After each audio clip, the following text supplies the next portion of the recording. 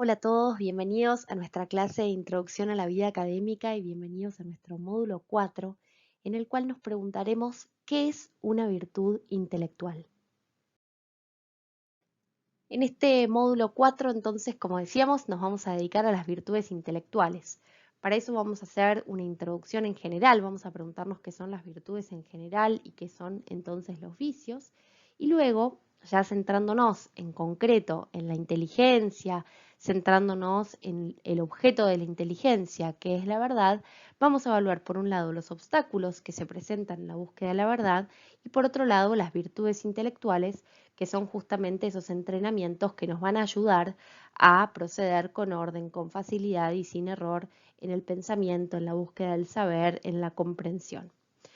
Para esto nos vamos a apoyar en la lectura del libro Una mente excelente. Vamos a leer en concreto el capítulo dedicado a las virtudes intelectuales que se llama Una mirada de cerca.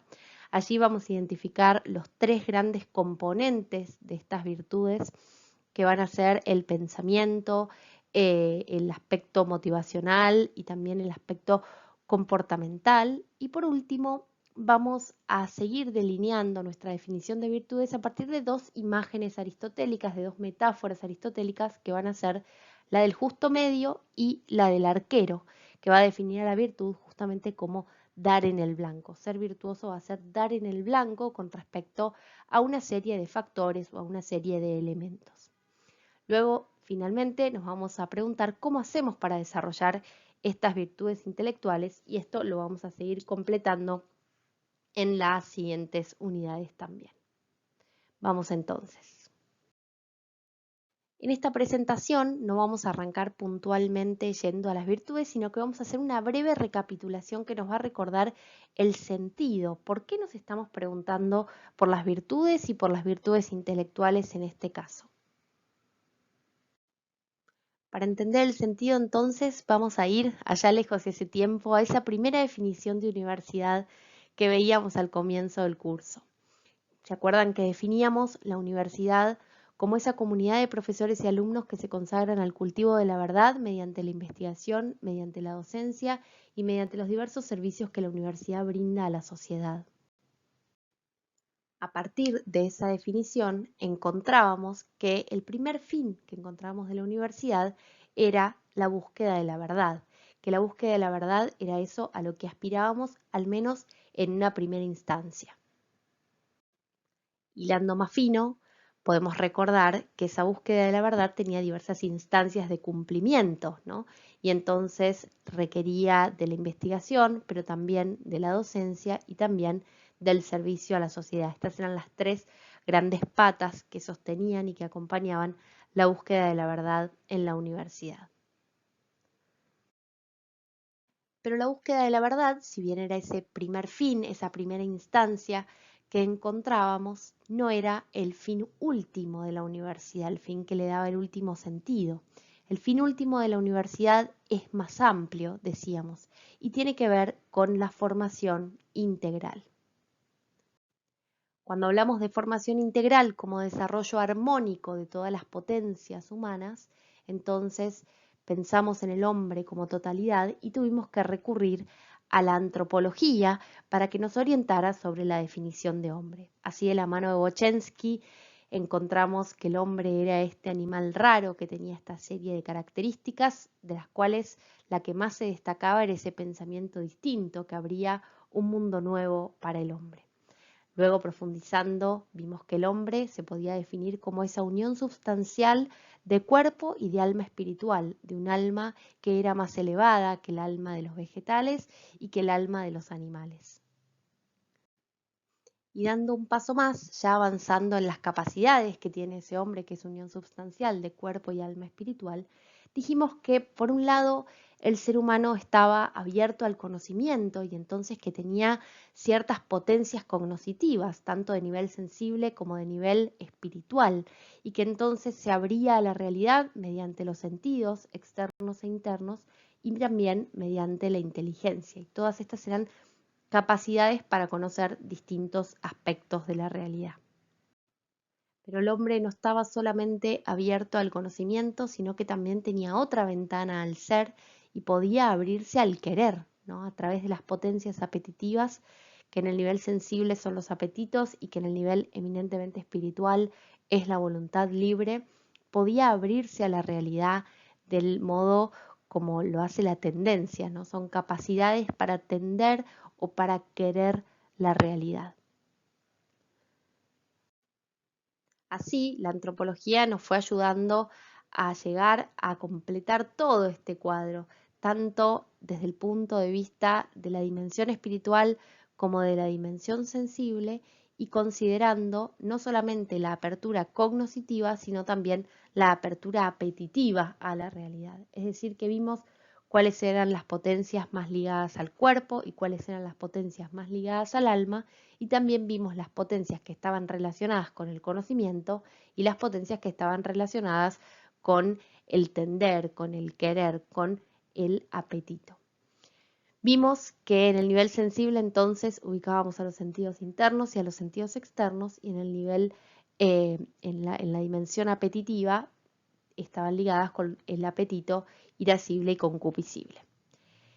En el plano de la dimensión sensible, y esto es interesante aclararlo, estas facultades no se equivocan, es decir, van directamente al objeto, funcionan de manera lineal, ¿no? Funcionan de una manera casi determinada. En cambio, en el plano de la dimensión espiritual, la inteligencia y la voluntad libre, que tienen como objetos la verdad y el bien, respectivamente, sí pueden equivocarse, ¿no? En el plano intelectual sabemos que podemos equivocarnos en el conocimiento, y en el plano de la voluntad libre también sabemos que podemos equivocarnos en la gestación de ese acto humano voluntario que veíamos pormenorizadamente.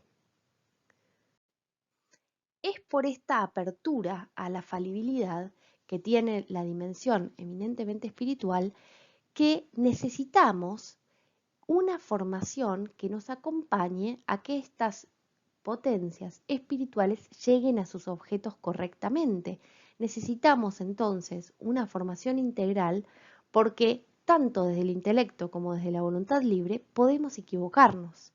Entonces necesitamos desarrollar virtudes intelectuales y virtudes morales, además de nuestra perspectiva específica, interdisciplinar y de nuestra visión sapiencial.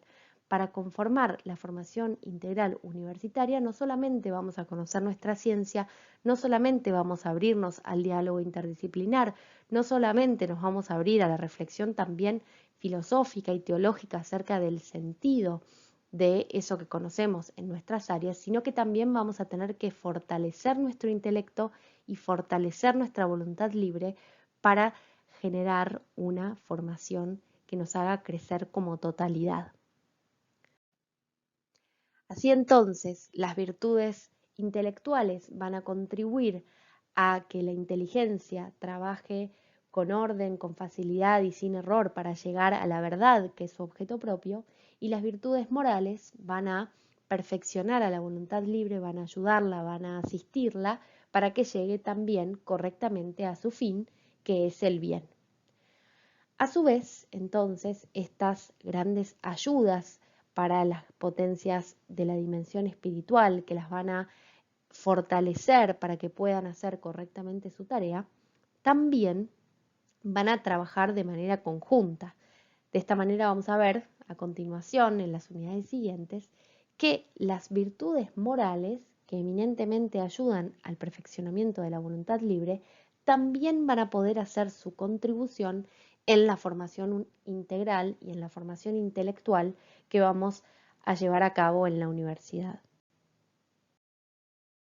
Bien, entonces ahora que comprendemos que nos estamos dedicando a las virtudes intelectuales y morales porque queremos llegar a una formación integral que entienda el desarrollo humano como un desarrollo armónico de las distintas potencias, entonces podemos dedicarnos a profundizar sobre el tema de las virtudes. Vamos a preguntarnos qué son las virtudes y qué son los vicios.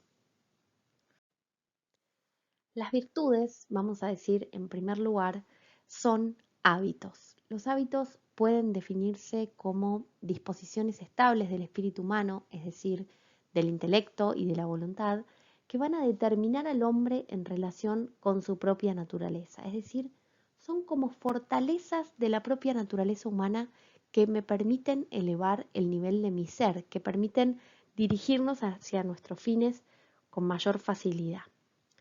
También los hábitos se llaman segundas naturalezas, porque justamente determinan nuestro actuar en un nivel secundario. Es decir, yo actúo como ser humano porque soy un ser humano, pero a esa humanidad, además, le puedo ir agregando como pequeñas insignias ontológicas, como esas corbatitas de McDonald's que tienen muchos pins indicando los triunfos del empleado.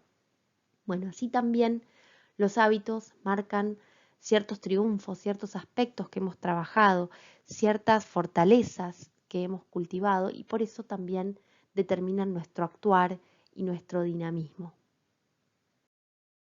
Creo que la mejor manera de entender qué significa el hábito como disposición estable es observar estos caminos que se forman en muchas esquinas de muchas plazas en todo el mundo, en los cuales se va surcando, ¿no?, un sendero a partir del caminar una y otra vez de muchos hombres, ¿sí? Muchos hombres deciden optar por la hipotenusa y cada paso va dejando un surco, ¿sí? Del mismo modo, en el actuar humano, cada acto va dejando una huella en el dinamismo interior del hombre, ¿no? Cada acto va engendrando otro acto parecido, ¿no? Una vez que vamos tomando un camino una y otra vez, ya ese camino, cuando llegamos a la bifurcación, parece un camino que nos invita, es un camino andado, es un camino más fácil, ¿no? Ya no hay que desmontar, ya no hay ramas, ya no hay obstáculos. Entonces, fíjense cómo el espíritu, al actuar, va generando estas disposiciones, estos caminos andados que facilitan el actuar hacia una dirección, ¿no? En este caso, este camino nos lleva hacia la próxima esquina, ¿no? En los actos humanos pasa lo mismo. Nuestros actos van surcando camino en nuestro interior, van moldeando nuestra morada interior y en ese sentido pueden llevarnos o a fines positivos o también fácilmente hacia fines negativos. Acá se dividen entonces los hábitos buenos, que se llaman virtudes, que son estos caminos andados hacia el bien, de los vicios, que son disposiciones estables, pero que nos orientan hacia algo que nos hace mal. Estos son los vicios, por ejemplo, fumar es un clásico ejemplo de un vicio, ¿no? Es algo que sabemos que nos hace mal, pero un acto va generando otro acto y el camino andado genera una disposición estable que nos orienta, que nos hace fácil, que nos llama y que nos inclina a continuar haciendo esa acción. Así que en este sentido es mala porque estamos hablando de un vicio, pero podemos pensar lo mismo para las virtudes. Podemos pensar, por ejemplo, en la generosidad, en los actos generosos y en el impacto en el interior que tienen estos actos.